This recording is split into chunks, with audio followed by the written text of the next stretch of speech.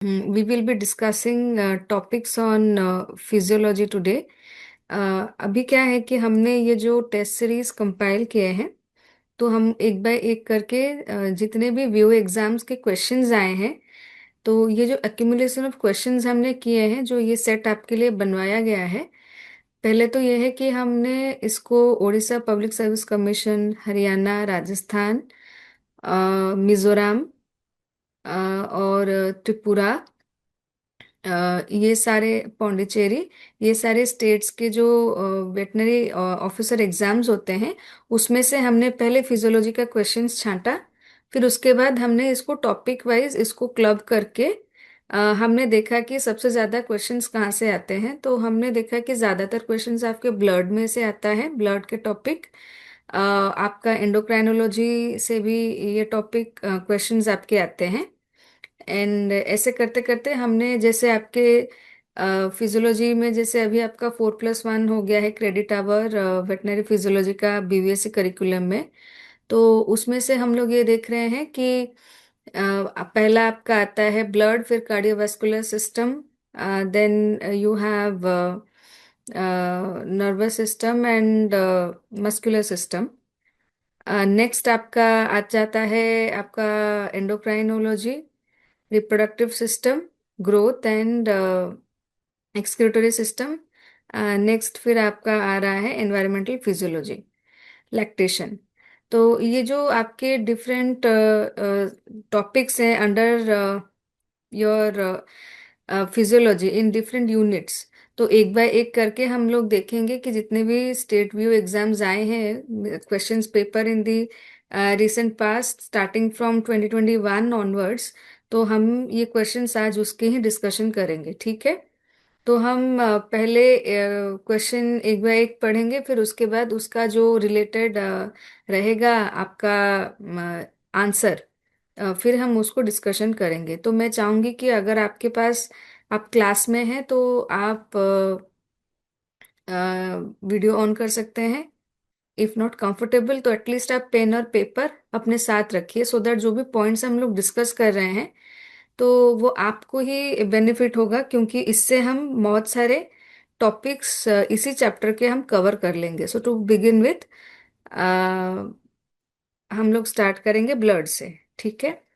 तो जैसे कि मैंने आप खुद को इंट्रोड्यूस किया, I am doctor Smriti. So I am completed my BVSC from Bhubaneswar OUAT, my master's from Chennai Tanvas, and my PhD from Kolkata in veterinary physiology. So initially I was working with Institute of Rural Management Anand IRMA, and currently I am a faculty at a veterinary university in Odisha.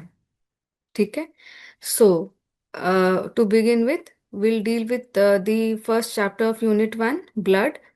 I am sure आप लोगों ने ये UG में बहुत सारी चीज़ें पढ़े होंगे, बट ये क्योंकि आपका क्रैश कोर्स टाइप है, तो हम लोग इसको क्वेश्चन की तरह से कवर करेंगे, और जो भी पॉइंट्स हैं आप साथ में लिखते जाइएगा। ठीक है? So the first question is, approximate haemoglobin concentration in gram per DL can be calculated by. Option A PCV/3, option B hemoglobin/4, option C TLC/3 and option D DLC/2। आप में से कोई इसे आंसर करना चाहेगा? PCB/3. Yes, One the option. Correct, yes, the answer is correct. It is a PCV/3। And PCV मतलब, आप इससे, पीसीवी क्या है? पीसीवी आपका हिमाटोक्रिट वैल्यू जिसको बोलते हैं, हीमोग्लोबिन का कॉन्सेंट्रेशन, उसी को आप पीसीवी बताते हैं। तो बेसिकली आप ये लिख सकते हैं कि PCV equals 3 times of haemoglobin in domestic animals या नॉर्मल एनिमल्स। इसीलिए आपका haemoglobin concentration is equal to PCV/3। ठीक है? नेक्स्ट क्वेश्चन है आपका, identify the chelate that interferes with the utilization of essential cations.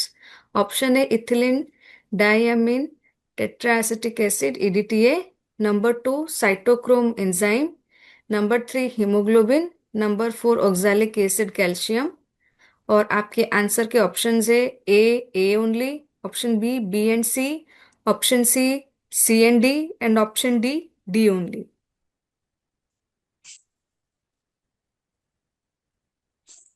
D only. D only? Why D only, कोई बता सकता है?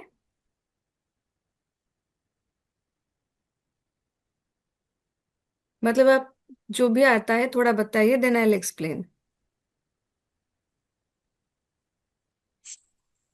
मैम चिलेट का यही सुना है, और तो ऑप्शन ठीक कुछ है, सुना। ठीक है। तो इसका रीजन यही है कि ऑक्सैलेट एक्चुअली बाइंड करता है कैल्शियम के साथ, इसी वजह से वो क्या करते हैं, उसका जो फिजियोलॉजिकल यूज है फिर वो बन पाता है। बट हम लोग कभी कभी कंफ्यूज भी हो जाते हैं, बट अगर हम देखेंगे EDTA is also a चिलेटर। But क्योंकि यहाँ पे जो ऑप्शन के जो स्ट्रक्चर हैं वो ज्यादातर आपका ऑक्सैलिक एसिड से मतलब पॉइंट आउट कर रहा है, इसलिए इसका आंसर होगा ऑप्शन डी। ठीक है।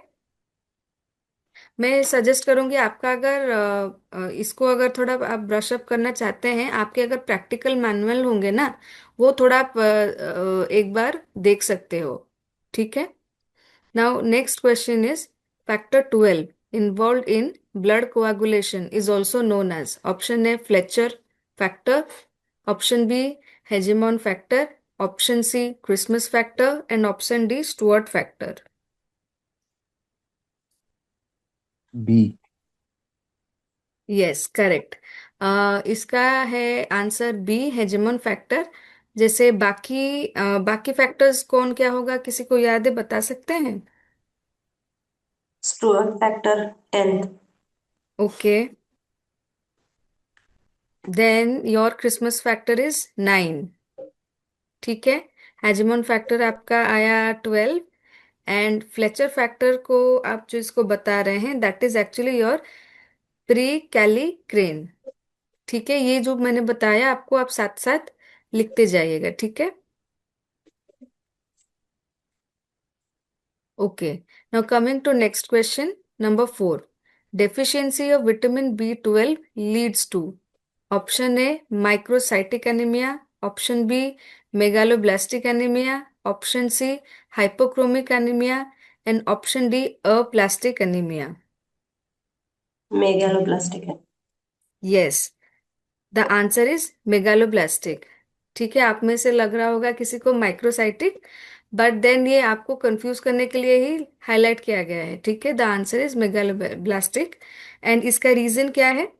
द रीजन यही है कि क्योंकि मेगालोब्लास्टिक एनीमिया में विटामिन B12 की डेफिशिएंसी हो रही है, so there is formation of defective DNA synthesis, and that will cause the formation of large and immature RBC precursors. So that is why इस केस में मेगालोब्लास्टिक एनीमिया होता है whenever there is deficiency of vitamin B12. Okay. Now your next question is, lack of vitamin K results in poor coagulation due to, option A decreased synthesis of fibrinogen, option B decreased formation of prothrombin, option C decreased formation of platelets, and option D due to the precipitation of the calcium ions. B B ma'am. Yes, answer is, आपने क्या B बताया कि D? B decrease formation of prothrombin. Yes, the answer is decrease formation of prothrombin. ठीक है, decrease formation of prothrombin क्यों है? क्योंकि vitamin की के ना एक्चुअली बहुत हेल्प होता है in the synthesis of your, prothrombin is responsible for the synthesis of vitamin के। तो अगर विटामिन के नहीं रहता है तो प्रोथ्रोम्बिन फॉर्मेशन में भी प्रॉब्लम होता है। साथ ही में they are also responsible for the synthesis of factor 7, 9 and 10। ठीक है, 7, 9 एंड 10। एंड प्रोथ्रोम्बिन जिसको आप बोलते हैं, that is also known as your factor 2। Okay. Now will come to the next question. When RBC is suspended in an isoosmotic fluid, it results in option A swelling, option B shrinkage, option C lysis, and option D no change. No change. Shrink.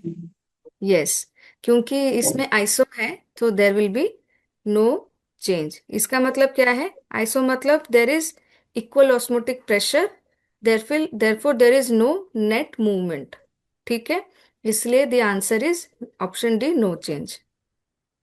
Next question है, the normal range of haemoglobin in cattle is option A 10 to 16 gram per 100 ml of blood, option B 8 to 15 gram of 100 ml of blood, option C 4 to 10 gram per 100 ml of blood, and option D is 10 to 12 gram per 100 ml of blood. B. 8 to 15. Are you sure?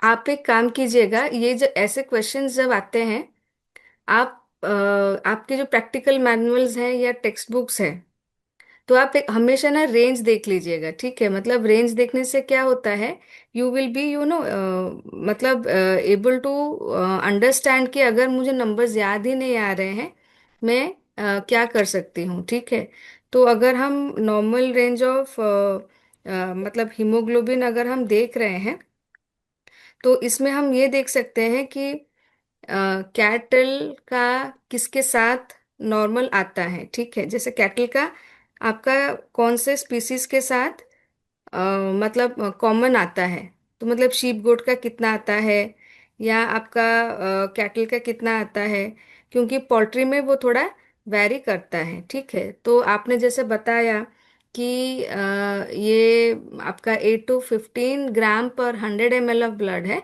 The answer is correct. ठीक है, मैं suggest करूंगी बाकी species का आप अपने, if you go through the textbook you will be able to know. ठीक है, now the next question is, आपका नेक्स्ट क्वेश्चन है, हाँ, the next question is for energy metabolism the RBCs can only utilise option A glucose, number 2 fatty acids, number 3 albumin, and number 4 है आपका insulin. Glucose. Yes, the correct answer is glucose. और उसका reason क्या है? Because RBCs they lack mitochondria, therefore they are actually responsible for getting energy through anaerobic glycolysis. ठीक है, and that is how they maintain the energy metabolism. Now coming to question number 9, blood volume is generally the nearest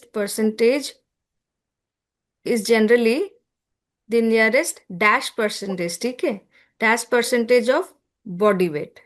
eight Okay, percent yes, 8%.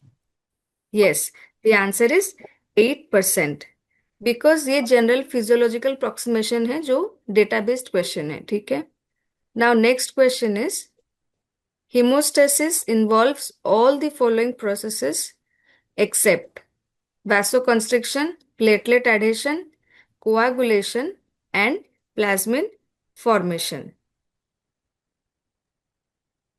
D. Yes, the answer is plasmin formation. Why? Because plasmin is responsible for fibrinolysis. Therefore, there is no clot formation.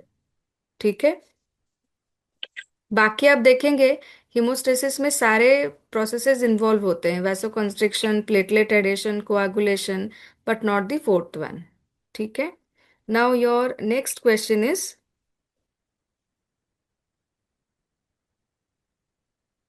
Next question is the, एक second, हाँ, the आपका next question आ रहा है, the shape of the RBC of sheep is A biconcave, B flat, C shallow, D epileptic.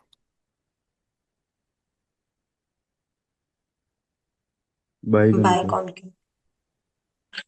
Okay, so the एक second आपका।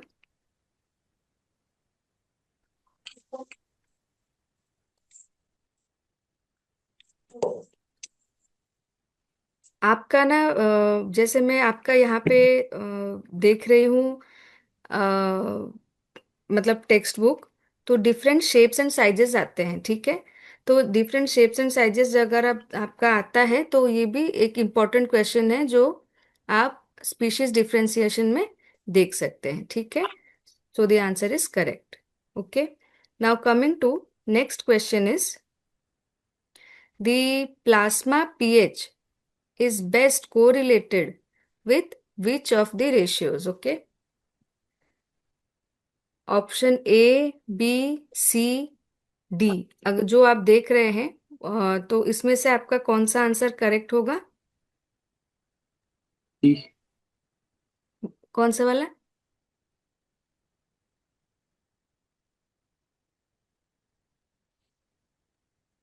सी।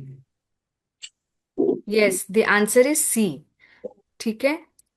मतलब आपका ये कार्बोनिक एसिड से बाइकार्बोनेट आयन, इसी से ही आपका पीएच का जो प्लाज्मा है वो मेंटेन होता है, ठीक है, बाइकार्बोनेट बफर से, ठीक है। एंड इसका रीजन यही है कि बाइकार्बोनेट बफर सिस्टम जो है, it is basically a the primary extracellular buffer. Okay, now your next question is which of the following is not an anticoagulant? Option A heparin, option B sodium oxalate, option C calcium chloride, and your option is D is it is EDTA. Calcium chloride. Right. Calcium.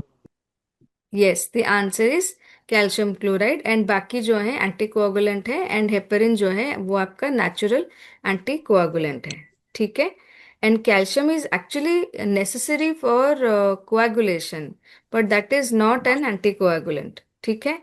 And वो आपका जो है help करता है for the process of coagulation, but it is not an anticoagulant. Now the next question is question number 14। Haemoglobin में जो iron है, it is present in which form, ठीक है। Ferrous, ferric, both A and B, then it is none of this. Ferrous. Ferrous. You are talking about option A. A. Yes, the answer is option A. The reason being, haemoglobin जो है it binds with oxygen only in the ferrous state, ठीक है। Now coming to question number 15। In the process of blood coagulation, after the activation of factor 10, there is a common pathway for the formation of option A thrombin, option B prothrombin, option C thromboplastin, and option D है आपका टिनेस complex. Kinase complex. नहीं, the correct answer is thrombin, ठीक है। Option A thrombin है इसका answer. क्यों, reason क्या है? अगर आप देखोगे कि आपका फैक्टर 10 आ जाता है, उसके बाद आपका प्रोथ्रोम्बिन फॉर्मेशन होता है, उसी से आपका नेक्स्ट आता है थ्रोम्बिन, ठीक है। And that becomes the common pathway with the factor 10। मैं थोड़ा सजेस्ट करूंगी कि आप ना इंट्रिंसिक और एक्सट्रिंसिक पाथवे जो है कोआगुलेशन का, वो चार्ट थोड़ा आप देखें। Okay,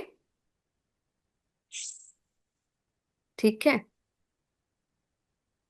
now coming to next question.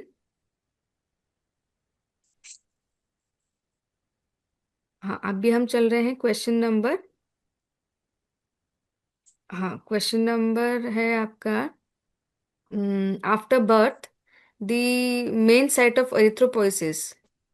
Option A liver, option B bone marrow of long bones, option C spleen, option D yolk sac. B. Bone. D. फिर से मतलब आई थिंक दोनों मेन आंसर मतलब दोनों अलग अलग आंसर आ रहे हैं आप में से। आफ्टर बर्थ जैसे मैं बता रही हूँ। Bone marrow. आफ्टर बर्थ अगर हम देखें तो it is usually the bone marrow. ठीक है, the bone marrow of the long bones. Okay, now the next question is question number 17। Okay, now RBC membrane जो है it is impermeable to which of the following. Option A cation, option B anion, option C both A and B, option D है आपका none.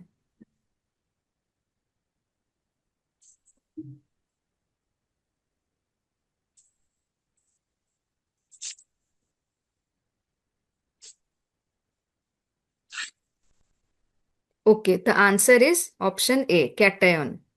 Okay, why? Because जो cations होते हैं आपके sodium ion potassium ion जो होते हैं they are actually requiring active transportation. ठीक है, इसी वजह से वो क्या होता है अनायंस जो है वो इजीली पास हो जाते हैं RBC through the RBC membrane and that is the reason why cations are impermeable to RBC membrane. Anions easily pass होते हैं मगर कैटायंस नहीं हो पाते हैं। ठीक है, now your question number 18. Immunoglobulin utilized during immune defense against protozoan parasites, helminths and fasciola. IgE. IgE. Yes, the answer is IgE. And इसका रीजन क्या है? IgE जो है it actually mediates the type 1 hypersensitivity and anti-helminth immunity. ठीक है, तो ये question आपके पैरासिटोलॉजी में भी कॉमन आता है। ठीक है, now the next question is the immunoglobulin which is present in saliva is. Option A IgA, option B IgE. IgD, option C IgE, option D IgM. The answer is IgA. Yes, answer is IgA. Now the next question is which of the following immunoglobulin is a pentamer. ठीक है, option A IgG, IG. IgA. मैं थोड़ा option एक बार पढ़ लूं फिर you can answer. Okay, option A IgG, option B IgA, option C IgM and option D IgD. C. IgM. Yes, the answer is IgM. ठीक है, तो इसमें क्या है कि ये जो पेंटामर हुक मतलब पेंटामर होने का बेनिफिट क्या है? It helps in the formation of complement. तो कॉम्प्लीमेंट एक्टिवेशन जो होता है वो पेंटामर साइज के वजह से होता है in IgM. Okay, now coming to question number 21। In a ram DNA can be estimated from all of the following except. Option A WBC, option B RBC, option C semen, option D root of hair follicles.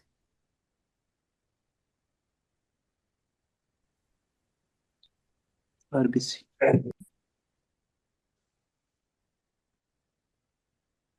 आपको लगता है RBC? Yes, Y? RBC क्यों है, कोई बता सकता है? Nucleus नहीं. Yes, because the mammalian RBCs are anucleated, तो उसमें ना न्यूक्लियस नहीं रहता है, तो नेचुरली तो फिर हम वहां से डीएनए एस्टिमेट नहीं कर सकते हैं। ठीक है, in mammals. Okay, now question number 22। Okay, the number of globin chains present in a hemoglobin molecule is option A 1, option B 2, option C 3 and option D 4. और Yes, the answer is 4. Correct. आप थोड़ा haemoglobin का जो structure है एक बार text book से देख लीजिएगा। Okay, now coming to question number 23। हाँ, among the following, the lifespan of erythrocytes is the least in option A horse, option B goat, option C sheep, option D chicken.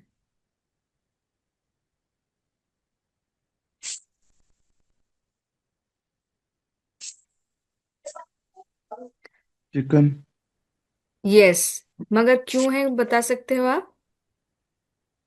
I think 15 days का होता है, 15 to 20।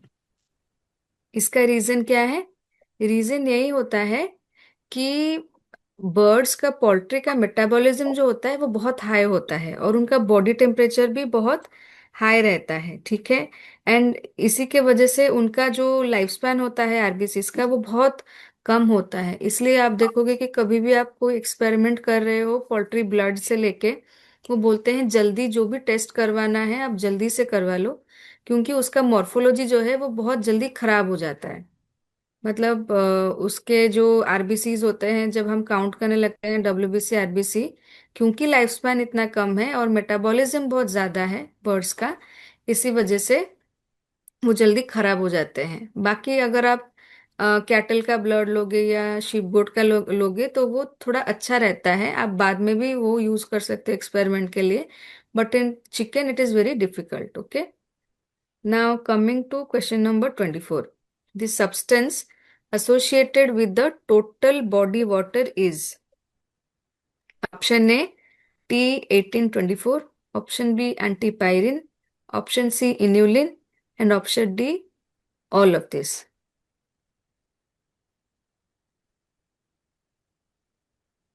inulin. नहीं, the answer is B antipyrine. Okay. ये थोड़ा confusing है, मगर हमने ये देखा कि मिजोरम के क्वेश्चन में, इवन ओपीएससी जो उड़ीसा पब्लिक सर्विस कमीशन के क्वेश्चन में ये क्वेश्चन आया था। So it's mostly repeated kind of question, क्योंकि it comes from directly from Dukes physiology. अगर आप फर्स्ट चैप्टर देखेंगे टोटल बॉडी फ्लूइड्स में, ये क्वेश्चन आपका रहता है वो टेक्स्ट बुक में। So it is an important question. तो इसका आंसर यही है, it is B antipyrine. And why? Because antipyrine is actually freely diffusing into the different body components of an individual. इसलिए ये जो सब्सटेंस होता है ये ज्यादातर टोटल बॉडी वाटर एस्टिमेट करने के लिए यूज होता है। Okay, now the next question is the RBC count per unit volume of blood is highest in option A dog, option B cattle, option C goat, and option D horse. Goat. Yes, the answer is goat. मैं बताऊं आपको, question number 23, 24 and 25 ये सब direct questions जो physiology के textbook से line by line उठाया गए हुए हैं। अगर आप देखेंगे, अगर आपके पास फिजियोलॉजी के टेक्स्ट बुक है तो आप उसमें से देख सकते हैं, these are some of the direct questions. Okay, and reason क्या है कि गोट्स जो हैं उनके पास ना, मतलब न्यूमरस आरबीसीज हैं, मगर उनके आरबीसीज के साइज जो हैं वो बहुत छोटे छोटे हैं, ठीक है। मतलब per unit volume of blood में आरबीसी का काउंट ज्यादा है मगर उनका साइज बहुत कम है। And that is why you will see most of them in goats, ठीक है। Okay, now next question is the highest ESR in the following. The ESR is greatest in A man, B dog, C cattle, and D is horse. horse, horse। और Horse. अगर yes ma'am. अच्छा, ये question का answer ना vary करता है, क्योंकि इसका जो ईएसआर जो रेट्स होते हैं सबके अलग अलग होते हैं। मगर most of the text books अगर आप देखेंगे वो मैन लिखते हैं। रीजन बिंग, क्योंकि उसमें ना जो रोलेक्स फॉर्मेशन होता है वो हाई होता है, ठीक है। क्योंकि उसमें जो ईएसआर जो है, एरिथ्रोसाइट सेडिमेंटेशन रेट जो है, ये मैन के केस में हाई रहता है। क्यों? बिकॉज ह्यूमन आरबीसीज जो होते हैं वो ज्यादातर सबसे ज्यादा रोलेक्स फॉर्मेशन कर देते हैं।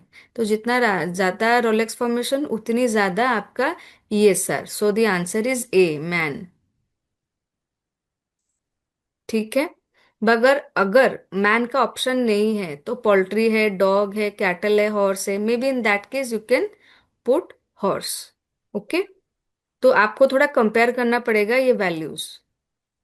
And since I think in OPSC there is no negative marking, so I think most of the students what they do, they attend the question. तो अगर आप क्वेश्चन अटेंड भी करते हो देर इज नो हार्म, अगर गलत हो भी जाता है, ठीक है। बिकॉज उसके बाद आई थिंक आप अगर ऐसे एम्बिगुअस टाइप ऑप्शंस आते हैं तो they also give some time जहाँ पे हम कमीशन को लिख सकते हैं कि ये क्वेश्चन एम्बिगुअस था, और आई थिंक कुछ कुछ जगहों पे ग्रेस भी देते हैं। ठीक है। Now coming to question number हम 27 है। हाँ, 27 हम देख रहे हैं। 27 में है cattle of high altitude have, option A higher haemoglobin affinity to oxygen, option B decrease in PCV, option C increase in RBC count and haemoglobin, option D none of this. Increase in RBC count and yes, the answer is C, increase in RBC count and haemoglobin. क्यों? क्योंकि इस case में अगर आप देखोगे ज्यादातर पॉलीसाइथेमिक condition रहता है। ठीक है, पॉलीसाइथेमिया। ओके। मैं थोड़ा जो पॉइंट्स आपको सजेस्ट कर रही हूँ आप थोड़ा लिखते लिखते जाइएगा। Okay. Now next question is the PCV of a hematocrit refers to, option A white cell and thrombocyte layer between erythrocyte mass and plasma, option B the yellowish layer at the top of the hematocrit, option C the total length of the hematocrit tube content, and option D the erythrocyte mass at the bottom.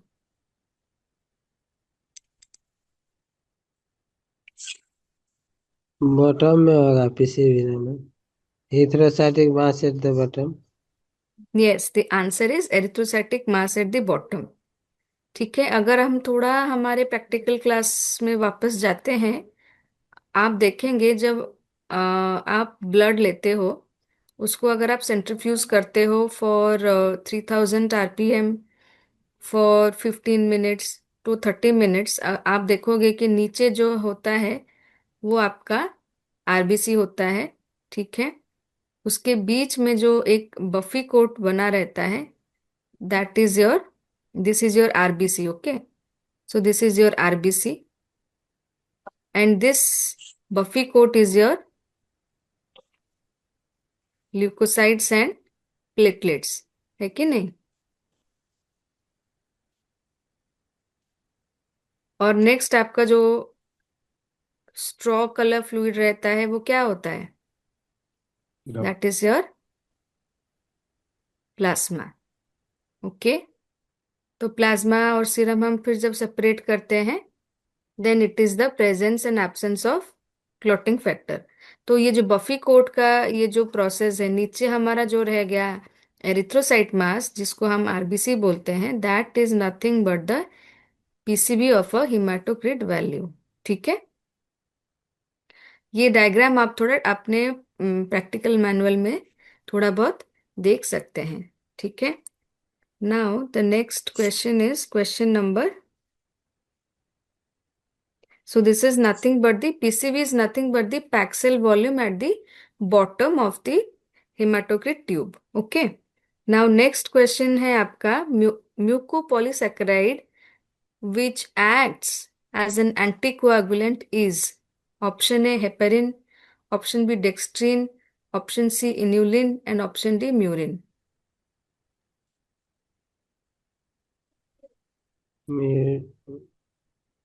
Heparin है.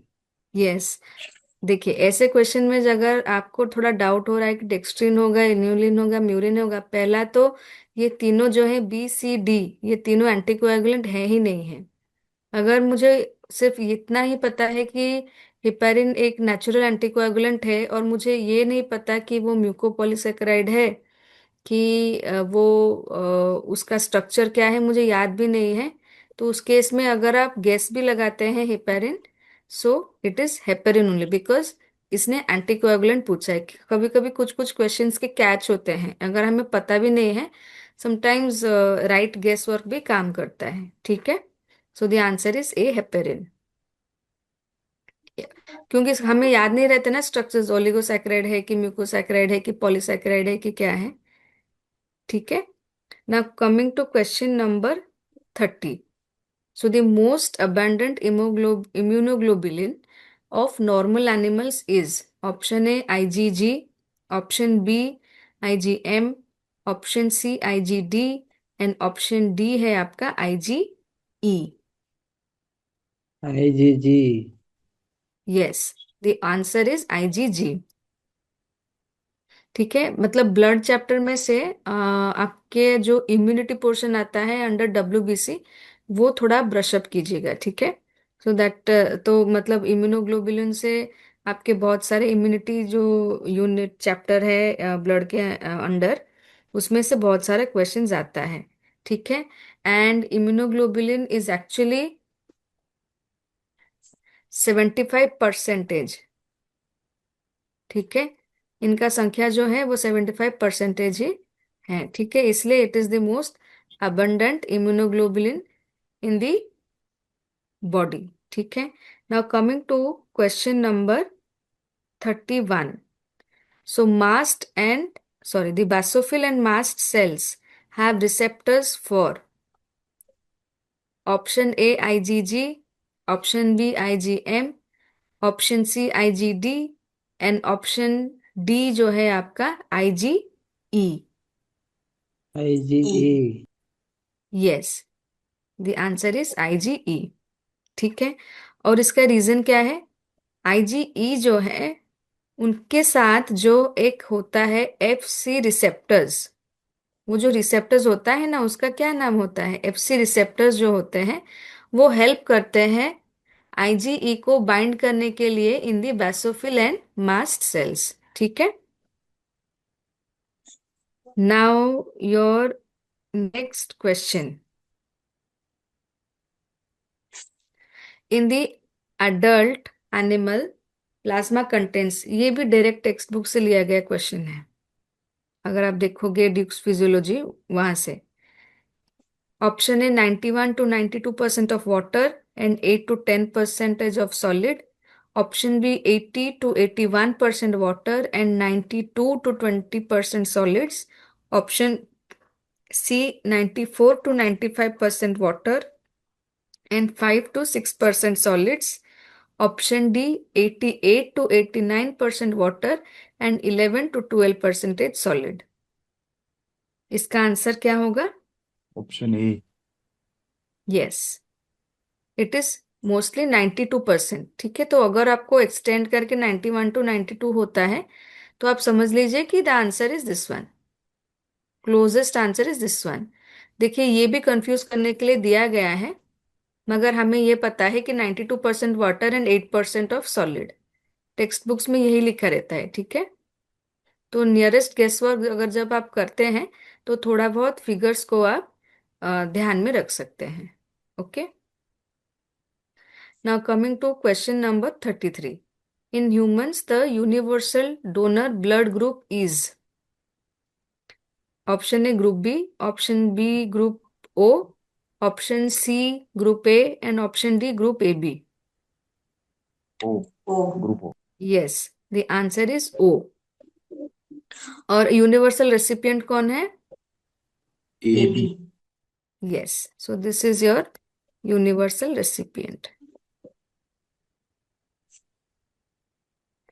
और अभी क्या है कि हम आपके time पे, जैसे मैं I am talking about 15 years earlier, उस टाइम पे हम डॉग्स कैट्स के ब्लड ग्रुप्स पढ़ते नहीं थे, but these days now that we are teaching students, तो हम देख रहे हैं कि मतलब डॉग्स के, कैनाइंस के, शीप के, गोट के, सबके ब्लड ग्रुप्स आ गए हैं। तो जो नए टेक्स्ट बुक्स है, आई थिंक ये ड्यूक्स फिजियोलॉजी में नहीं होगा, बट जो नए टेक्स्ट बुक है, जैसे आप नेट में सर्च करते हैं कि डॉग्स कैनाइन जो होते हैं उनके कितने ब्लड ग्रुप्स होते हैं, जैसे डीईए होते हैं, डॉग एरिथ्रोसाइट एंटीजन, ठीक है। वो आपका आता है मतलब 1.1 2.2 ऐसे करके बहुत सारे ब्लड ग्रुप्स हो जाते हैं। तो अगर आपको मतलब नए बुक्स जैसे आपको, आप रेफर कर सकते हो वासुदेव भट्टाचार्य टेक्स्ट बुक, नहीं तो आप टेक्स्ट बुक एक आया है West Bengal University of Animal and Fishery Sciences का, एक टेक्स्ट बुक आया है बाय डॉक्टर प्रदीप कुमार दास। तो उन लोगों ने जैसे आपकी अपडेटेड सिलेबस जो अभी आ गया है बीबीएससी का, उसमें जैसे blood group of different species हैं, उसमें उन्होंने एन्यूमरेट किया है। तो may be you can just go through it. मतलब चलिए, वो अगर याद भी नहीं हो रहा है, बट अगर आप थोड़ा उसको देख लेते हैं, तो आपको ऐसे ऑप्शंस अगर मिलते भी हैं तो you will be able to answer. जैसे for example, the blood group of dog is group B, DEA 2.2, group A then none of the above. तो अगर हमें पता है कि डीईए डॉग का ब्लड ग्रुप है, देन हम उसको आंसर कर सकते हैं, ठीक है। Now the next question is, ma'am ये थोड़ा, कितने नंबर होते हैं ब्लड ग्रुप डॉग का? ब्लड ग्रुप का it comes around 12 to 13, so there are different names. तो उसके बहुत, जैसे 2.2 है, 3.3 है, फिर आपका 1.1 है। तो वो जो टेबल है, उसका एक टेबल होता है, बहुत सारे स्पीशीज के होते हैं। That may be I will show you in the next class. तो कौन से स्पीशीज के कितने सारे ब्लड ग्रुप्स हैं, तो थोड़ा आपको आइडिया आ जाएगा उसमें, ठीक है। नाउ नेक्स्ट क्वेश्चन जो है, the blood does not clot within the normal vasculature because of, option A presence of coagulation factor, option B more of anticoagulants than procoagulants, option C smooth vascular endothelium। B. B. नहीं, the answer is C, smooth vascular endothelium, ठीक है। Blood does not clot within the normal vasculature, क्यों? अगर आपका endothelium का जो vasculature nature है, अगर वो स्मूथ है, तो उस केस में ब्लड जो है आपके क्लॉट नहीं होंगे, ठीक है। वाई, रीजन क्या है? रीजन यही है कि अगर आपका जो एंडोथेलियम है वो अगर इंटैक्ट रहेगा, तो वो ना प्लेटलेट एडिशन को प्रिवेंट करेगा। सो इसी वजह से जब ब्लड क्लॉट नहीं होता है with in the normal vasculature, उसका रीजन यही है कि वो वैस्कुलेचर जो है वो बहुत स्मूथ है, ठीक है।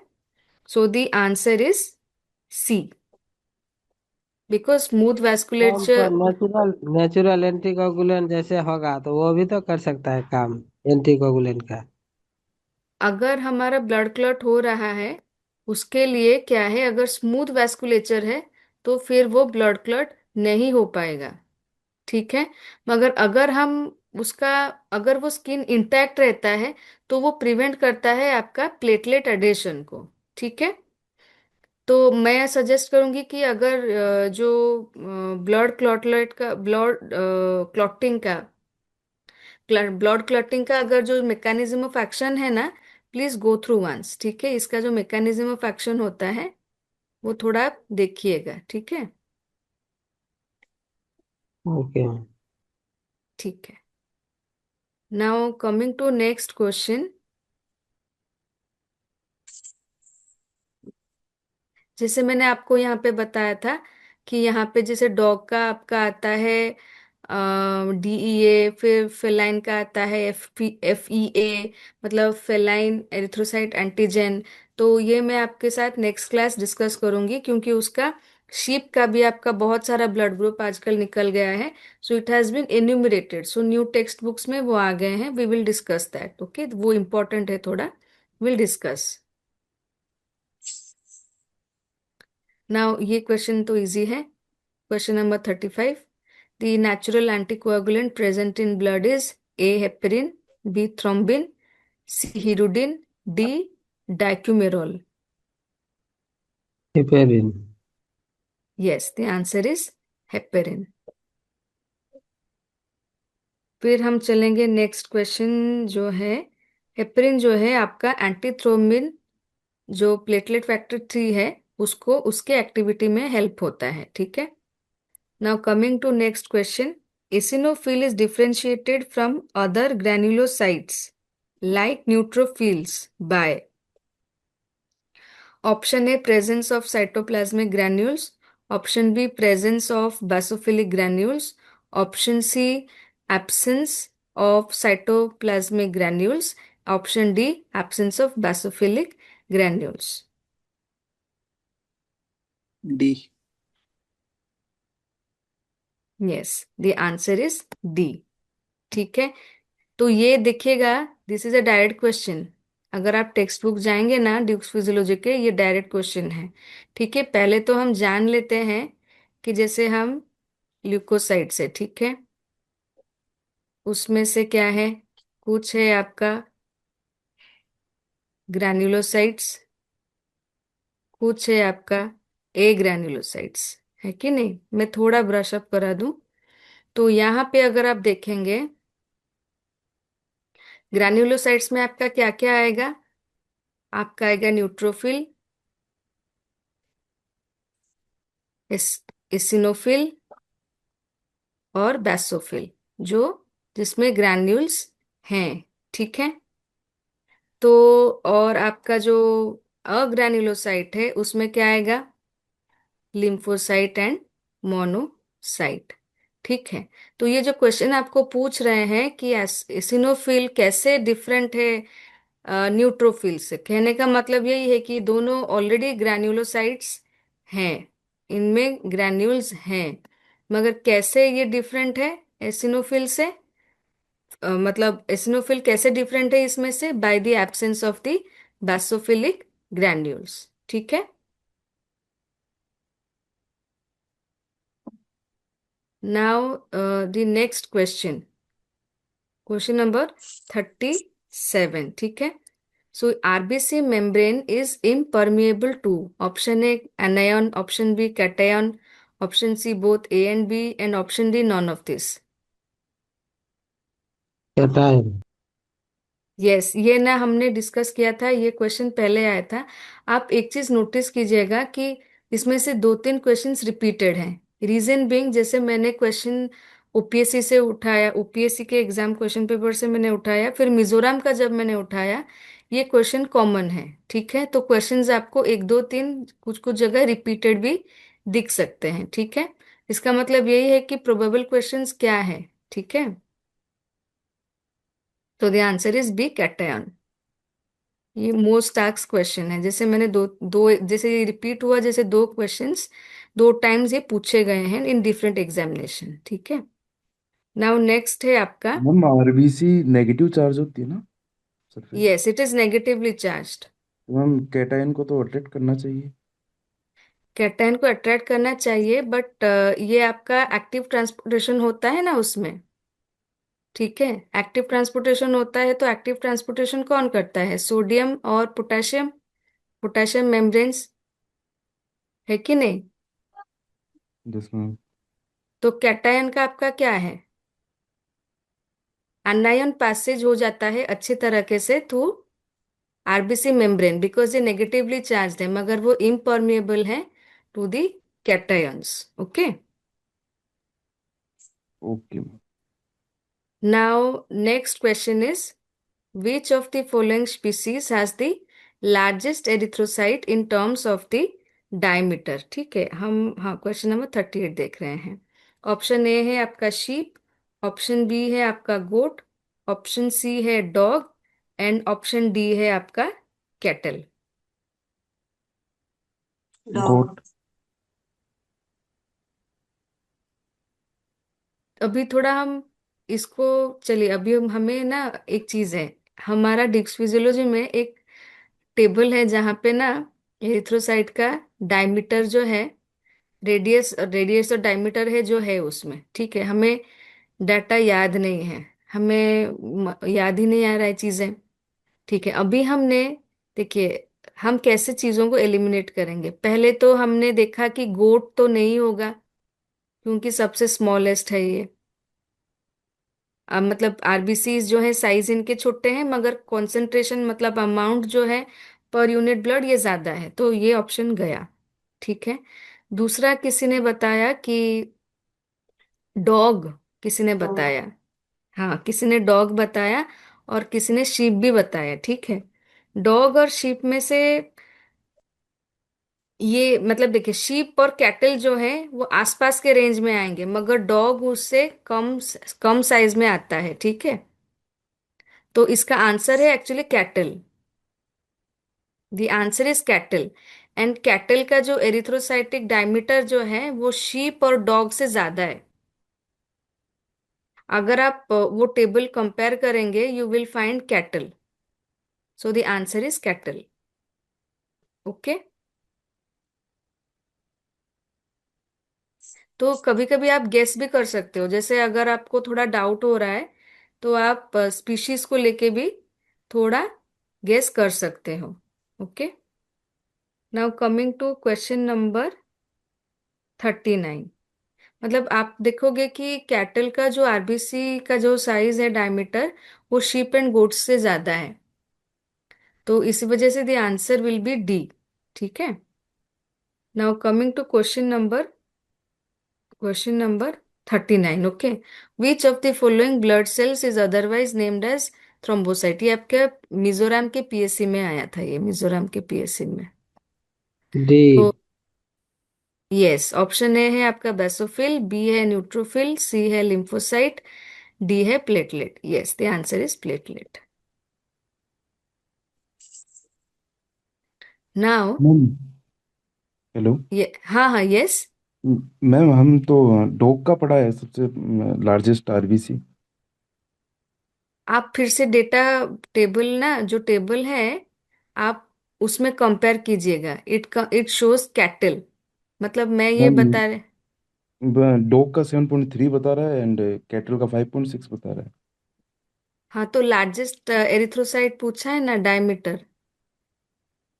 तो मैम वो डॉग होना चाहिए ना। तो डॉग का कितना बता रहा है? 7.3। और कैटल का? 5.6।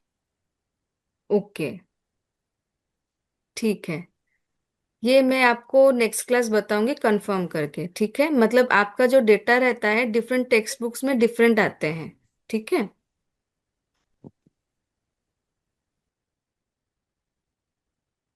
Now coming to question number हम 40 में आए हैं। ठीक है।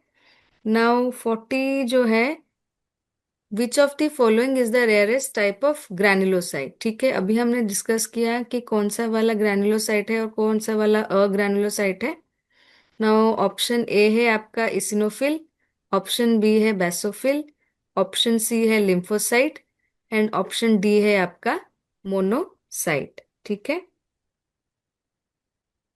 पहले तो हम थोड़ा याद कर लेते हैं कौन सा ग्रैनुलोसाइट है और कौन सा नॉन ग्रैनुलोसाइट। यहाँ पे मैंने बताया था, वो पूछ रहा है इस ग्रैनुलोसाइट्स में कौन रेयरेस्ट है।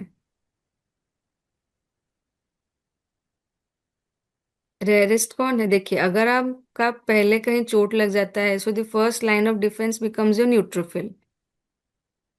ठीक है, उसके बाद आपका एसिनोफिल का कॉन्सेंट्रेशन आता है, तो रेयरेस्ट आपका जो होगा, this is your basophil.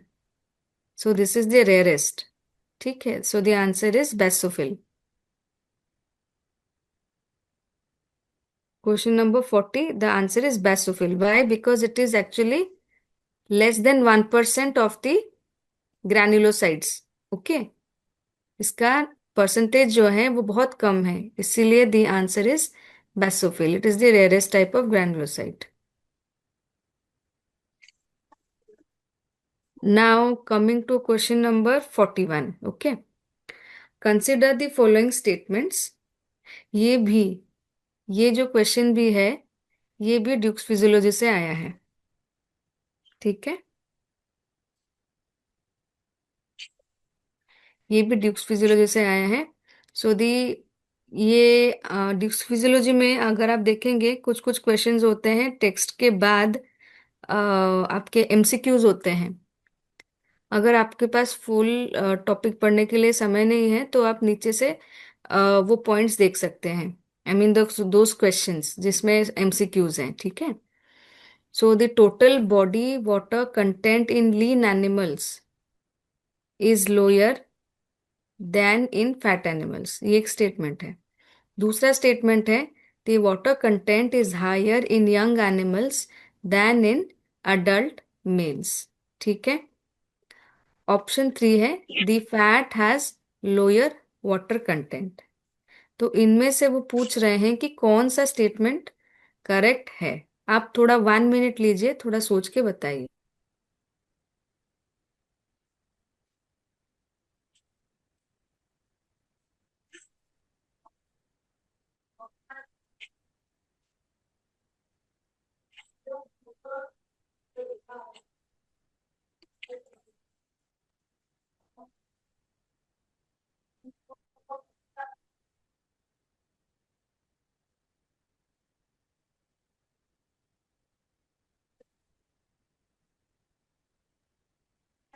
Option A आएगा। बी आई। आपको क्या लग रहा है, दोनों ऑप्शन में से क्या किसका होगा? बी। बी। यस, ऑप्शन होगा आपका बी, ठीक है। क्यों? बिकॉज ये जो स्टेटमेंट है, वाटर कंटेंट जो होता है वो यंग एनिमल्स में ज्यादा होता है, ठीक है। और वाटर कंटेंट जो होता है फैट में वो कम होता है। तो नेचुरली ये अगर आप दोनों ऑप्शंस, जितने भी ऑप्शंस है, कंबाइन करें तो आपका क्वेश्चन नंबर 41 का ऑप्शन बी आ रहा है, क्योंकि ये दो statement 2 and 3 are correct. Okay, now coming to question number 42। Okay, question number 42 में हम देख रहे हैं कि the powerful inhibitor of platelet aggregation is A.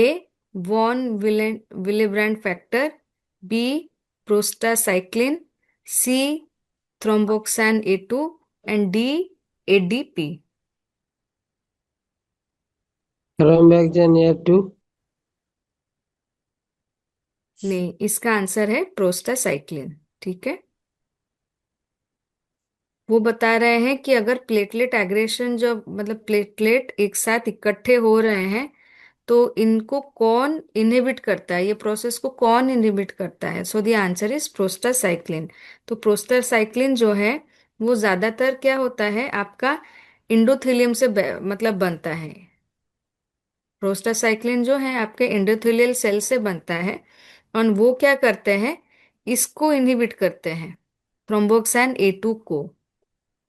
इसीलिए द आंसर इज प्रोस्टासाइक्लिन। तो कभी कभी कंफ्यूजन भी हो सकता है बी और सी में से, but the answer is prostacyclin, ठीक है।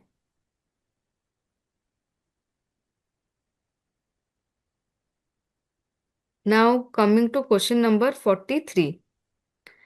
Kupffer cells are present in option A pancreas, B testis, C liver, D kidney। Liver. Liver. Yes, the answer is liver, ठीक है। मैक्रोफेजेस जो है कौन से जगह पे, क्या सेल्स में उनका नाम रहता है, that is also a table you will find in Dukes physiology. Please go through that. Okay, या नहीं तो आपके नोट्स में अगर आपने यूजी में पढ़े होंगे, आई एम श्योर आपके टीचर ने दिया होगा कि what are the different types of macrophages in different organs. तो उससे क्वेश्चंस आते हैं, ठीक है। नाउ कमिंग टू, और Kupffer cells are nothing but they are the hepatic macrophages, ठीक है। सो क्वेश्चन नंबर 44 में अब आ रहे हैं। हाँ, so with regard to RBCs from an animal with iron deficiency anemia as compared to RBCs from a normal animal। So option A है आपका RBC. आपने क्वेश्चन समझा?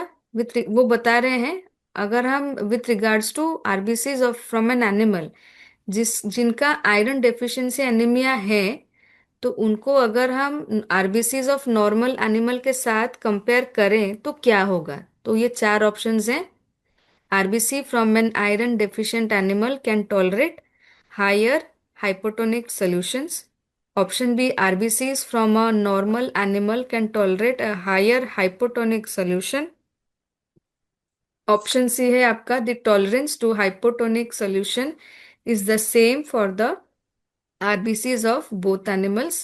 And option D है आपका, RBCs of iron deficient animals hemolyze faster than the RBCs of normal animals. ठीक है।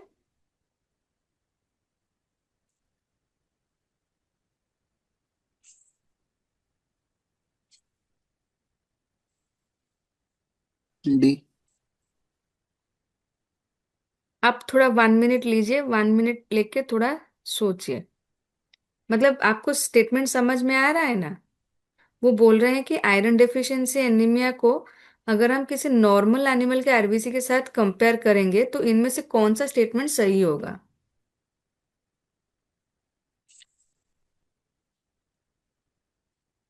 B.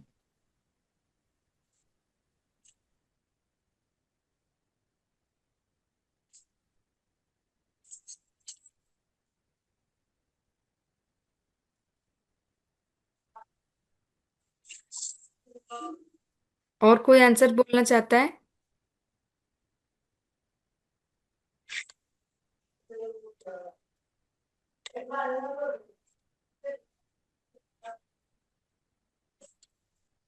इसका आंसर है आपका ए।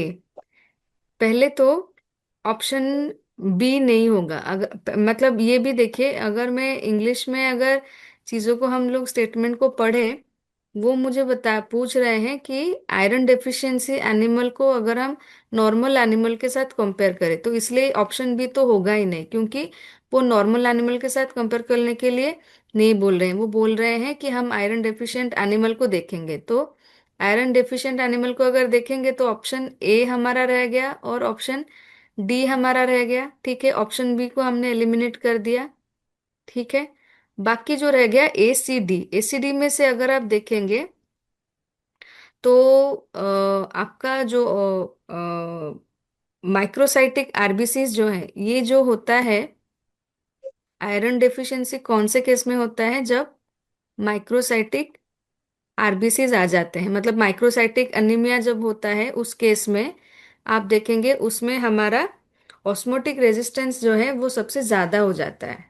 ठीक है, तो ऑस्मोटिक रेजिस्टेंस अगर ज्यादा होगा तो उस केस में जो आरबीसी एक आयरन डेफिशिएंट एनिमल में होता है वो सबसे ज्यादा हाइपोटोनिक सॉल्यूशन को टॉलरेट कर सकता है। ठीक है, so the answer will B A, option A. Okay, तो मतलब टोटल बॉडी फ्लूइड का जो चैप्टर है, जो बिगनिंग चैप्टर है ड्यूक्स फिजियोलॉजी का, उसमें आपका एक डायग्राम है। जैसे हमने पढ़ा आइसो मतलब हाइपरटोनिक, हाइपोटोनिक। ठीक है, तो वो कॉन्सेप्ट भी you can at least go through once. ठीक है, so you might get a question like this. Okay, now coming to question number 45। Question number 45 में बता रहे हैं, हाँ, क्वेश्चन नंबर 45 में बता रहे हैं, consider to aqueous solution of 1 litre, 1 litre, 1 litre. And first option है आपका 1 gram of protein with a molecular mass of 5000 Dalton, then 1 gram of protein with a molecular mass of 4 lakhs of Dalton. Which of the following statements is true concerning this solution? ठीक है, ये जो questions आप देख रहे हैं, ये 3-4 questions, these are from the initial chapter of your tissue body fluids. तो बॉडी फ्लूइड्स का एक चैप्टर आता है ना ब्लड से पहले, please go through that. Okay, तो इसमें वो ऑप्शंस पूछ रहे हैं कि 1 ग्राम का एक प्रोटीन है और दूसरा भी 1 ग्राम का प्रोटीन है, मगर उनका मोलिकुलर मास जो है वो अलग है। एक है 5000 डाल्टन और दूसरा जो है आपका 4 लाख डाल्टन का है। तो इसमें से क्या स्टेटमेंट सही है?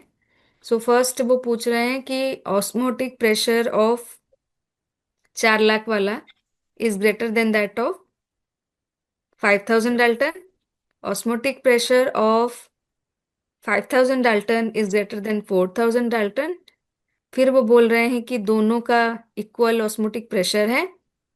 चौथा वो बोल रहे हैं कि ऑस्मोटिक प्रेशर जो है सोल्यूशन का, they are varying depending on the temperature. ठीक है, तो इसका क्या आंसर होगा? आप 1 मिनट लीजिए.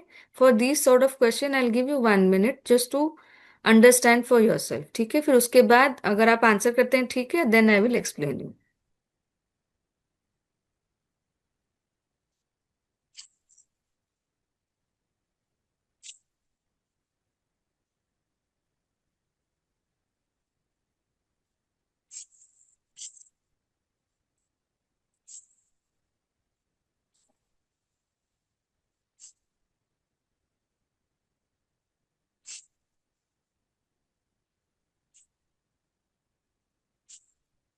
बी.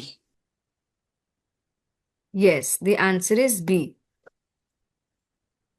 ठीक है, इसका मतलब यही है कि दोनों का जो 1 ग्राम का प्रोटीन है, मगर उनका जो मॉलिक्यूलर मास है, जिसका मॉलिक्यूलर मास कम है, जैसे वो बोल रहे हैं कि 5,000 डाल्टन का जो मॉलिक्यूलर मास है, उसका ऑस्मोटिक प्रेशर जो है वो 4 लाख डाल्टन वाले मॉलिक्यूल से ज्यादा है.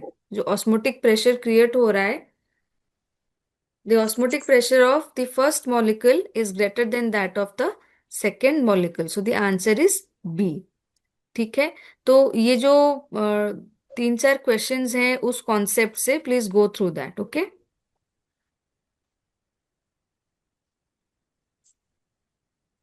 Now coming to question number 46. Okay, the major cation of the fluid inside the cell: A sodium, B chloride, C potassium, D bicarbonate. Potassium. Yes, the answer is potassium. Okay, so ये 3-4 question जो आपने देखा ना, these are from different state पीएससीज, but इन्होंने सबसे ज्यादा questions blood के ना यहीं से उठाए हैं. मतलब क्वेश्चन के पैटर्न अगर आप देखोगे, एनीमिया रिलेटेड क्वेश्चंस उन्होंने डाला है. ठीक है, दूसरा उन्होंने डाला है ऑस्मोटिक प्रेशर के ऊपर. ठीक है, तीसरा उन्होंने डाला है क्वेश्चंस ऑन इम्यूनोलॉजी. तो मैक्सिमम पेपर्स में यही पैटर्न है फ्रॉम द टॉपिक ब्लड.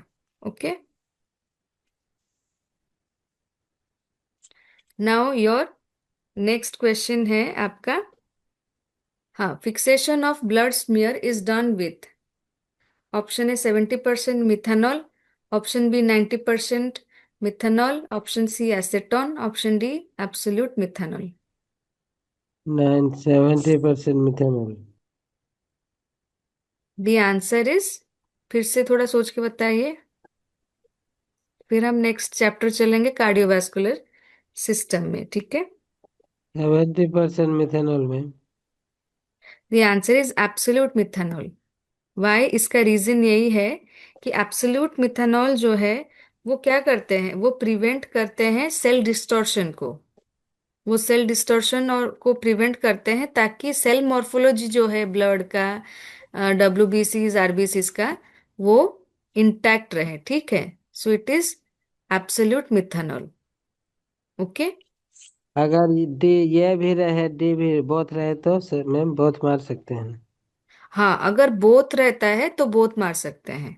ठीक है, और आप ये भी देखिएगा कि ये ट्रिकी है. जैसे कि मैं बताऊं, जैसे अगर आप इम्यूनोहिस्टोकेमिस्ट्री कर रहे हैं, जैसे आप कोई आईएचसी मतलब स्लाइड्स देख रहे हैं, इम्यूनोहिस्टोकेमिस्ट्री का जो सेल्स अगर आपको देख रहे हैं, तो उसका डिफरेंट सॉर्ट ऑफ ग्रेडिंग भी होता है. ठीक है, तो कभी इनिशियली वो 70% डालते हैं, फिर उसको 90% पे भी डालते हैं. तो उस केस में अगर आपका से ब्लड स्मीयर है, so you can write absolute methanol. Okay, now ये था आपका almost close to 50 questions from blood जो हमने डिस्कस किया था. Now we will go to the questions that were asked from cardiovascular system. So cardiovascular system से जो सवाल पूछे गए थे, हम उसके ऊपर डिस्कशन करेंगे जो क्वेश्चंस आपके थे। Okay, now the first question is the P wave of ECG represents which of the following electrical activities of the heart? Option A, atrial depolarization. Option B, atrial repolarization. Option C, ventricular depolarization. Option D, ventricular repolarization। ठीक है, ये ए। ठीक है। मैं आपको थोड़ा ये ECG का मैं आपको थोड़ा उसको ड्रॉ करके दिखाती हूँ। ठीक है, this is your P, this is your Q, R, S, and यहाँ पे आता है आपका टी। ठीक है, ठीक है। तो पी क्यू, पी क्या है, क्यू आर एस क्या है, टी वेव क्या है, कौन मुझे बताएगा? P atrial depolarization, okay, Q R S ventricular depolarization, okay, and फिर T. E is ventricular repolarization. Okay, तो answer is A, atrial depolarization. ठीक है, तो ये थोड़ा आप याद कर लीजिएगा। Okay, P Q R S T T wave का क्या सिग्निफिकेंस है। Now next question, the circle of Willis supplies blood to which of the following organs? A, heart. B, liver. C, brain. Option D, spleen। Spline.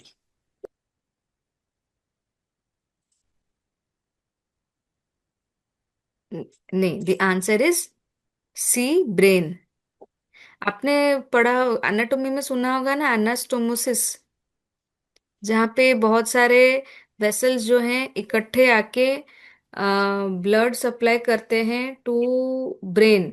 So that area is known as circle of Willis. Okay, so the answer is C, brain. Okay, so the next question जो है, हाँ, a major source of energy for cardiac muscle metabolism. This is a direct question from Duke's Physiology.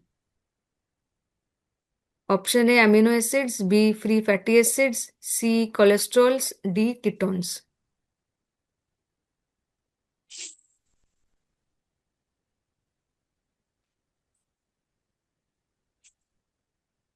Okay, the answer is B, free fatty acids। Okay, the answer is fatty acids। Okay, क्यों? Because ज्यादातर जो आपका cardiac muscle होता है वो क्या करते हैं, जब फ्री फैटी एसिड्स होते हैं उनका जो एरोबिक ऑक्सीडेशन होता है उसी से ही वो एनर्जी डिराइव करते हैं। ठीक है, the aerobic oxidation। Okay, aerobic oxidation of fatty acids gives the energy to cardiac muscle for metabolism। ठीक है, so that is becoming the source of the major source of energy। Now question number, now आपका question number है 4। The normal pacemaker of the heart is located in the A, left atrium. B, right ventricle. C, left ventricle. D, right atrium। D. Right atrium. Yes, the answer is D। Okay, थोड़ा आपको draw करके याद दिला दूं। ये अगर आपका heart है, ठीक है, so this is your right atrium, this is your left atrium, this is your right ventricle, this is your left ventricle. और आपका पेसमेकर को क्या बोलते हैं? इससे नोड। ओके, ठीक है, वो ये पूछ रहा है नॉर्मल पेसमेकर का क्या मतलब है। It is the location of the SA node in the heart and that is there in the right atrium। Okay, तो कभी कभी हम लोग जब अभी भी स्टूडेंट्स हमने देखा है कि अगर हम हार्ट के स्ट्रक्चर को ड्रॉ करने के लिए बोलते हैं, लोग बड़े कंफ्यूज होते हैं कि राइट कौन सा है, लेफ्ट कौन सा है। फॉर एग्जाम्पल ये मेरा राइट है, so the opposite is going to be the right for the heart. ठीक है, इसलिए वो बोलते हैं कि दिल की नहीं दिमाग की सुनो, क्योंकि ये गलत भी हो सकता है, because it is being the opposite. Okay, तो this is just a anecdote that I am sharing, that was explain to me by our teacher. तो कहने का मतलब यही है कि लेफ्ट और राइट एट्रियम और वेंट्रिकल में हम अंतर कैसे करें, it is just the opposite of you. Okay, now next question, question number 5। So the variation of the cardiac rhythm from the normal sinus rhythm are called. Option A abnormal automaticity, B reentrant excitation, C dysrhythmia, D ventricular fibrillation.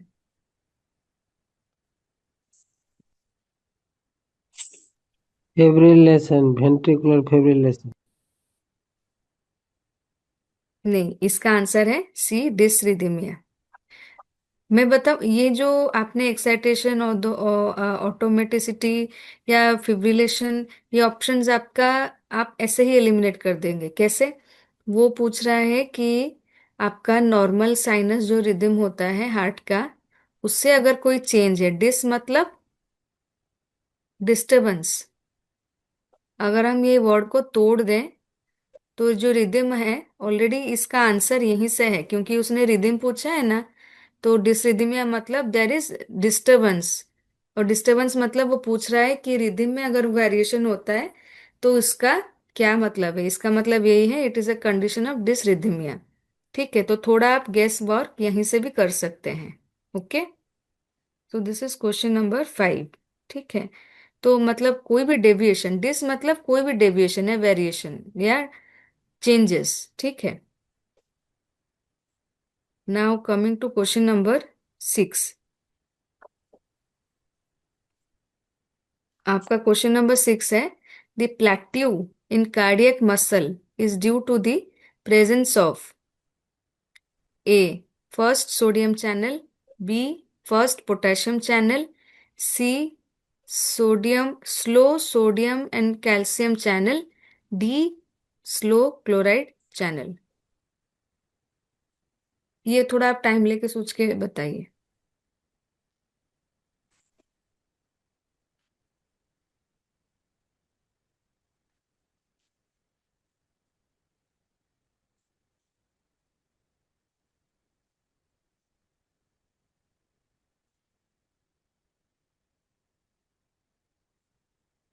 Okay, the answer is slow sodium calcium channel.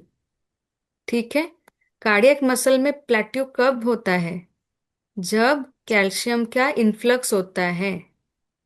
Slow calcium channel का जब influx होता है, उस case में आप देखोगे कि plateau बनता है। इसलिए, क्योंकि यहाँ पे सिर्फ कैल्शियम नहीं है बट सोडियम और कैल्शियम है, और स्लो का ऑप्शन है, तो फर्स्ट दो ऑप्शन होंगे नहीं, क्योंकि इसमें फास्ट है। सेकंड और थर्ड ऑप्शन में क्या है, क्लोराइड होगा नहीं। मगर हाँ, स्लो ऑप्शन के अंदर हम कंफ्यूज हो सकते हैं, मगर हमें पता है कि इट इज ओनली आपका जो लिक्की चैनल्स जो होता है कैल्शियम का, वही होगा। मगर अभी क्या है कि दोनों ऑप्शंस कंबाइंड है, so the answer will B sodium and calcium, slow sodium and calcium channels. ठीक है, now your next question, question number 7।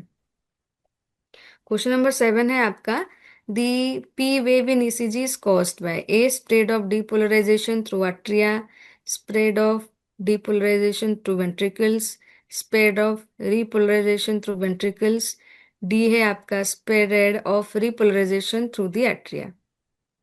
अभी ये हमने डिस हाँ, अभी हमने डिस्कस किया था ऊपर, first question, I think it was the first question. हाँ, क्या है आपका आंसर? ये हाँ, किसी ने बताया A, yes the answer is A, correct. ठीक है, तो मतलब आप सोचिए, पहला क्वेश्चन वो था, सेकंड क्वेश्चन ये था, इसका मतलब यही है कि ये क्वेश्चंस डिफरेंट एग्जाम्स में ये आ रहे हैं, बट इन डिफरेंट लैंग्वेज। ठीक है, तो क्वेश्चन का जो फ्रीक्वेंसी है आप यहीं से पता कर सकते हैं। ठीक है, नाउ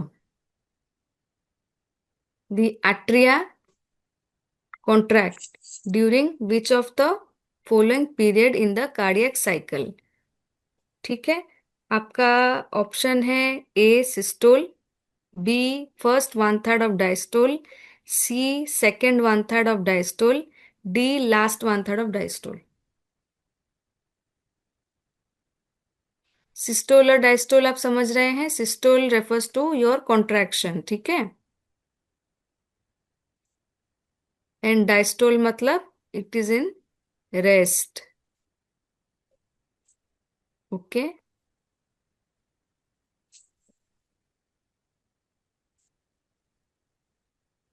आपके आपके टेक्स्ट बुक में आप देखिएगा, आपके नोट्स में अगर आप रेफर करेंगे तो कार्डियक साइकिल का आपका आया होगा, different stages of cardiac cycle, 4 stages होता है आपका। तो you can go back to your notes. ठीक है,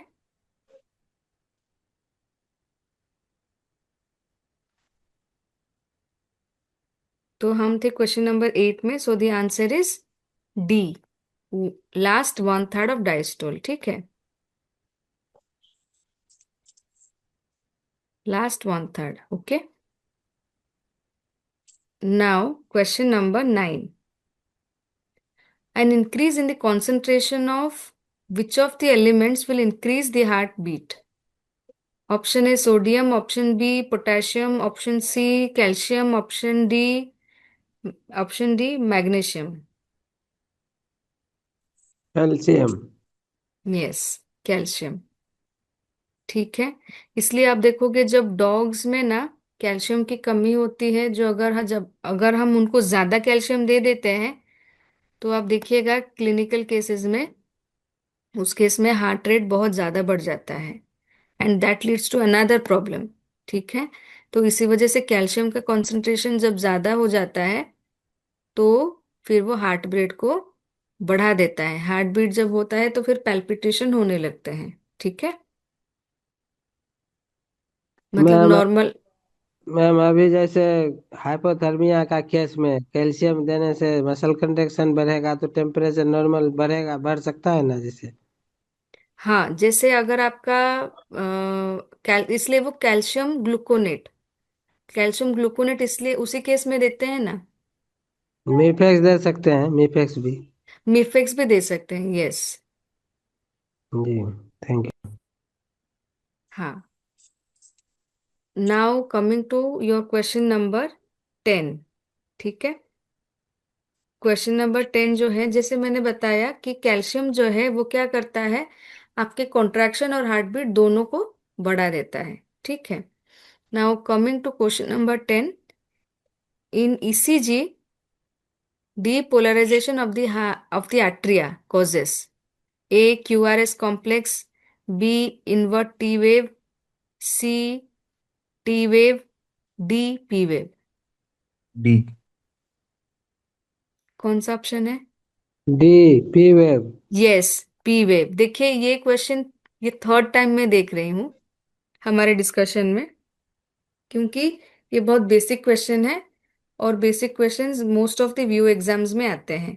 इसलिए इसी ईसीजी पे ये क्वेश्चन बहुत नॉर्मल है कि जो 3 P Q R S T waves का क्या सिग्निफिकेंस है। ठीक है, जो यहाँ पे हमने पहले इसी में देखा था। ओके, इसमें। ठीक है, now coming to question number, देखिए कार्डियोवास्कुलर साइकिल पे ना एक सेकंड क्वेश्चन भी आया है। ठीक है, तो कार्डियोवास्कुलर साइकिल जो है, please study. Okay, now regarding the events of the cardiovascular cycle, वो पूछ रहे हैं इनमें से कौन सा सही है। ठीक है, atrial diastole is longer than ventricular diastole, ventricular systole is longer than ventricular diastole, ventricular systole is longer than atrial diastole, and ventricular systole is longer than atrial diastole। ठीक है, जैसे मैंने बताया डायस्टोल मतलब रिलैक्सेशन एंड सिस्टोल मतलब contraction. ठीक है, ये लॉन्गर स्मॉलर क्यों बोल रहे हैं? क्योंकि ये कार्डियक साइकिल में आपका एक टाइम लिमिट है, जैसे 0.03 0.003। मैं चाहूंगी कि आप ये कार्डियोवास्कुलर साइकिल जो है वो थोड़ा आप आज रात को इसको देखें, ठीक है, so that you will be able to answer such type of questions. Okay,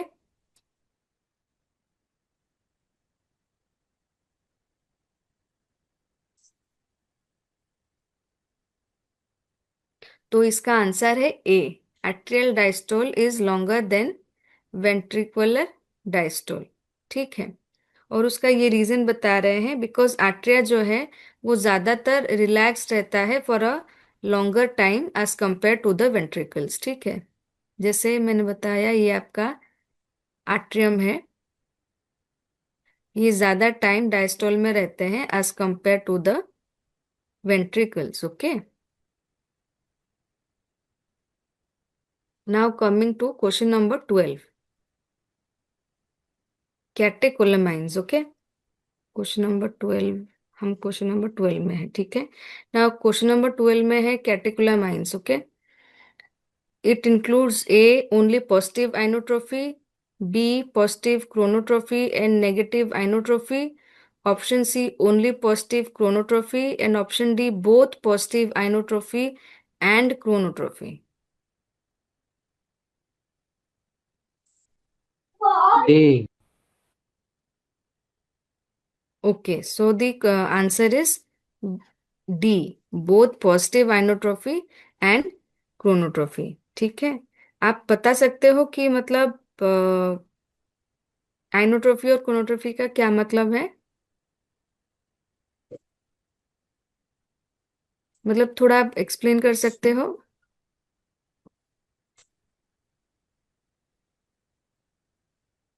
कहने का मतलब यही है, ठीक है, मैं बता देती हूँ कि आइनोट्रोफी जो है it is related to heart rate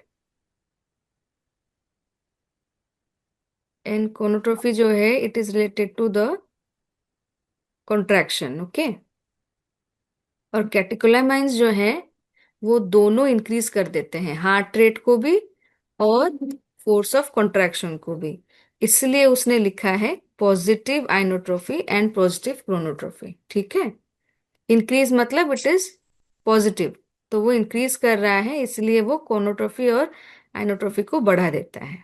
okay, now your next question, question number 13। Okay, the peak in right ventricular pressure in a dog is about।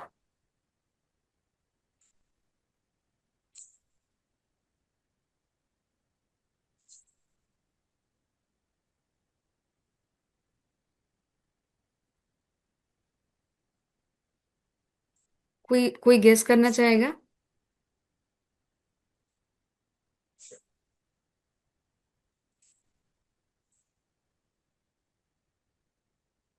The answer is 25 torr. ठीक है, मुझे लगता है कि हमने टॉर का यूनिट कभी सुना नहीं होगा, हमारे टाइम पे भी किसी ने बताया नहीं होगा। So torr is nothing but millimetre of mercury. Okay, और मिलीमीटर ऑफ मर्करी जहाँ पे काउंट हो रहा है इसका क्या मतलब है? राइट वेंट्रिकुलर प्रेशर का क्या मतलब है? It is nothing but your, it is nothing but your what? It is nothing but your contraction. Contraction of ventricle. हाँ, सिस्टोलिक प्रेशर, और सिस्टोलिक प्रेशर जो है हम mmHg में काउंट करते हैं, और डायस्टोलिक प्रेशर जो है हम mmO2 में काउंट करते हैं, ऑक्सीजन में। ठीक है, that is the difference. Okay, ठीक है कि नहीं? जैसे हम कैलकुलेट करते हैं पल्स प्रेशर, तो हम क्या करते हैं? Atrial pressure minus your diastolic pressure, यही करते हैं ना? पार्शियल प्रेशर जो होता है इसको कैसे निकालते हैं हम? ठीक है, your arterial pressure minus your ventricular pressure, it is nothing but the systolic minus diastolic. Okay, systolic minus diastolic. Okay, अगर हम मीन एट्रियल प्रेशर निकालते हैं, ठीक है, so it is nothing but your, the formula is mean atrial pressure जो होता है that is 1/3 of your partial pressure, 1/3, ठीक है, 1/3 of your partial pressure plus your diastolic pressure, ठीक है।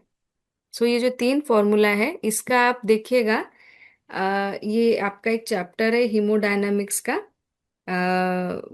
Haemodynamics of circulation Dukes physiology में इसका एक क्वेश्चन भी है, क्वेश्चन भी वर्कआउट करने के लिए है, जहाँ पे ये फॉर्मूला है, जहाँ पे यूज होता है कि पल्स प्रेशर क्या है, ठीक है, और आपका मीन एट्रियल प्रेशर क्या है। Mean atrial pressure is nothing but the 1/3 of the pulse pressure plus the diastolic pressure. Okay, और टॉर जो है वो यूनिट है, ठीक है, and that is nothing but the mmHg in a systolic pressure, ठीक है। Now coming to question number 14, the heart rate per minute in an elephant is around A30, B240, C120, D500।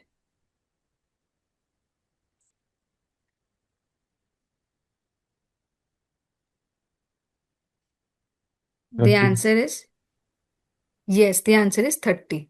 Large क्यों? Animal small heart beat होता है। हाँ, जितना large animal है उतना heart beat कम है, क्योंकि बॉडी वेट भी उतना ज्यादा है, ठीक है। सो द 14 जो है that is the correct answer. Okay, और सबसे ज्यादा जो हम बता सकते हैं, पोल्ट्री का बहुत ज्यादा होता है बीट्स, क्योंकि मेटाबॉलिज्म बहुत ज्यादा होता है उनका, ठीक है, मेटाबॉलिज्म के ऊपर भी हार्ट रेट डिपेंड करता है।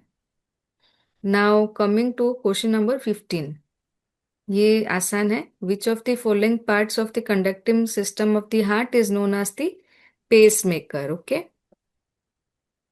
Cyano A, artery. ये हाँ, note AV node, SA node, bundle of His AV bundles, ठीक है, the answer is SA node. Okay, और ये कौन से एट्रियम में रहता है? राइट। यस, राइट एट्रियम, जो अभी हमने देखा, ठीक है। पेस मेकर है, और दूसरा एक है आपका पेस सेटर। पेस सेटर कौन है? ये AV node, yes, that is your pacesetter. Pacemaker पे भी आप देखिए 2-3 क्वेश्चन रिपीट हुए हैं, बिकॉज ये दूसरे दूसरे डिफरेंट एग्जाम्स में आए हैं। Okay, now coming to your question number 16। Question number 16 है आपका, cardiac output in animals is measured bye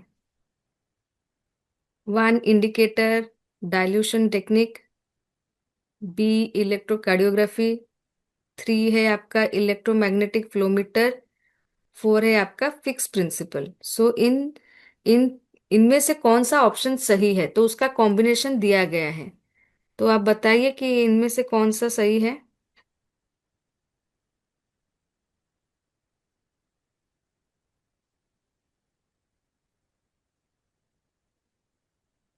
सारे ऑप्शन सही हैं, ठीक है। सो द कार्डियक आउटपुट जो है that is actually measured by all the 4 techniques. Indicator dilution technique भी होता है, इकोकार्डियोग्राफी भी होता है, इलेक्ट्रोमैग्नेटिक फ्लोमीटर होता है, फिक्स प्रिंसिपल से भी होता है। So the answer is D, ठीक है। और कार्डियक आउटपुट का मुझे कौन बताएगा फॉर्मूला? स्ट्रोक वॉल्यूम हाँ, multiply by into by heart. Heart rate, yes, stroke volume multiplied by heart rate is your cardiac volume, ठीक है। इसके जो आपका इस टॉपिक के जो डिस्क फिजियोलॉजी के पीछे जो क्वेश्चंस रहते हैं, लॉन्ग क्वेश्चंस और कुछ प्रॉब्लम्स, 1-2 प्रॉब्लम्स आप वहां से भी सॉल्व कर सकते हैं, ठीक है। So thank you everyone. So this was about today's questions that we covered from blood and cardiovascular system. In your coming class we will be going to other topics, but मैं थोड़ा आपको ये भी बताऊंगी कि कुछ कुछ टॉपिक्स में जैसे आपको पता चला कि इम्यूनिटी मतलब इम्यूनिटी से आपका बॉडी फ्लूइड से क्वेश्चंस आ रहे हैं और टाइप्स ऑफ अनीमिया से क्वेश्चंस हैं, तो you can cover that from blood. And overall जो इम्पोर्टेंट और ज़्यादातर मैंने देखा कार्डियोवास्कुलर से ज़्यादा क्वेश्चन नहीं आए हैं, जो जितने भी question paper I was going through cardiovascular से ज़्यादा नहीं आए हैं, मगर एक आध जो आए हैं it has been mostly based on P wave क्या है, क्यू आर एस क्या है, टी वेव क्या है, उसी पे ही है। ठीक है, so maybe you can focus more on blood and in coming class we will be going to the other systems। ठीक है।